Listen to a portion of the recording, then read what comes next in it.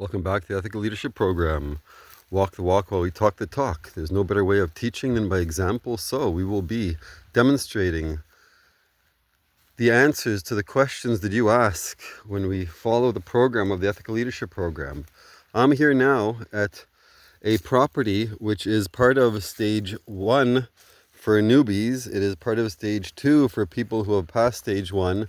But the people living here, it is their stage 3, meaning they're managing this property and they're under the test of seeing how well they can manage this property to bring it to a regenerative farm in part of a community farming situation where their land contribution and their knowledge from getting this far is what they contribute to the level 2s and level 1s who come to learn the basics and the theory as they pass the Ethical Leadership Program theoretical course. So this here would be the result of stage 1. Where I'm living currently in the One Man Blue Zone Challenge, it is much rawer than this. It has not yet been leveled to this. The first program I'm going to be doing is bringing the property there to this situation. The goal beyond this though is to bring it to this situation where there is green and there is irrigation and there is water, collected water from the water mine.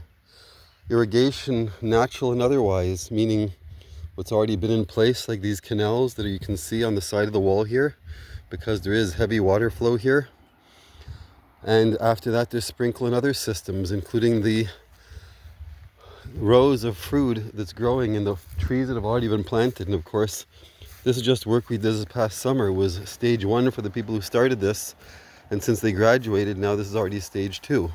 The idea is to bring this farm also into a regenerative permaculture farm that provides enough food to be part of the ecosystem we're building. As you can see, there are tomatoes, lettuce, other amazing things growing, squash, zucchini, eggplants, fruit trees, and beyond. Then there's the neighbor's property.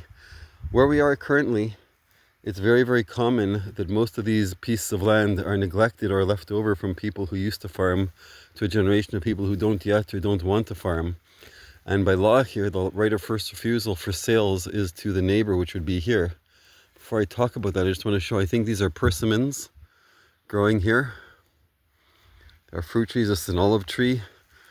There's a fig tree up there, and there's many other trees that have been planted. Some of these are from before. There's a relatively new project here. There's a chestnut tree right over here. So as I was saying, the next level, meaning as we get past level 3 and 4, which is expansion for profit or for social needs, for growth, the real estate investment trust, it would mean buying the next property or a next property, usually adjoining, because there's much more value to our neighbors if we can bring a sympathetic neighbor to our project. It just builds the puzzle. That is the real estate investment trust and the other project we're working on, which as you follow the program, you'll understand. In the meantime, this is the reality of our Walk the Walk While We Talk the Talk program. This is showing the phases between levels 1, 2, and 3. We welcome you to ask questions freely.